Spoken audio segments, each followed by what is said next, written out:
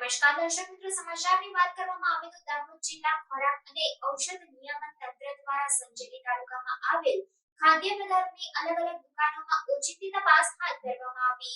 દાહોદ જિલ્લા ખોરાક અને ઔષધ નિયમન તંત્ર દ્વારા સંજેલી તાલુકામાં આવેલ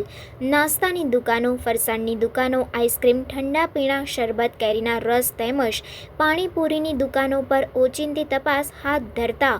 જેમાં પાણીપુરીની લારીઓમાંથી રગડો તેમજ પકોડીનું પાણી આશરે 20 લીટર જેટલું નાશ કરવામાં આવેલ છે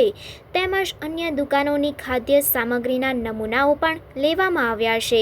દાહોદ જિલ્લામાં હાલ કાળઝાળ ગરમીને પગલે જિલ્લામાં કેરીના રસ, ઠંડા પીણાની દુકાનો તેમજ ફરસાણની દુકાનો વગેરે ધમધમી રહી છે। લોકોના આરોગ્યને ધ્યાનમાં રાખી ખોરાક અને ઔષધ નિયમન તંત્ર દાહોદ જિલ્લાની ફૂડ સેફ્ટી ઓફિસરની ટીમ દ્વારા દાહોદ જિલ્લાના સંજેલી તાલુકાના કદવાલ ગામમાં ઓચિંતી તપાસ હાથ ધરવામાં આવી હતી, જેમાં નાસ્તા, ફરસાણની દુકાનો, આઈસ્ક્રીમ, ઠંડા પીણા અને શરબતનું વેચાણ કરતા વેપારીઓ, કેરીના રસનું વેચાણ કરતા ફેરિયાઓ, પાણીપુરીની લારીઓમાં સઘન તપાસ હાથ ધરવામાં આવી હતી।